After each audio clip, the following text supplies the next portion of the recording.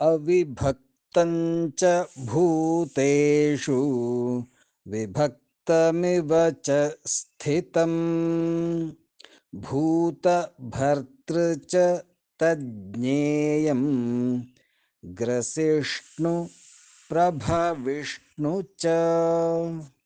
अविभक्तं च भूतेषु अविभक्तं च भूतेषु विभक्तमिव च स्थितं विभक्तमिव च स्थितं भूतभर्तृ च तज्ज्ञेयं भूतभर्तृ च तज्ज्ञेयं ग्रसिष्णुप्रभविष्णु च ग्रसिष्णुप्रभविष्णु च। अविभक्तं च भूतेषु विभक्तमिव च स्थितं भूतभर्तृ च तज्ज्ञेयं ग्रसिष्णुप्रभविष्णु च।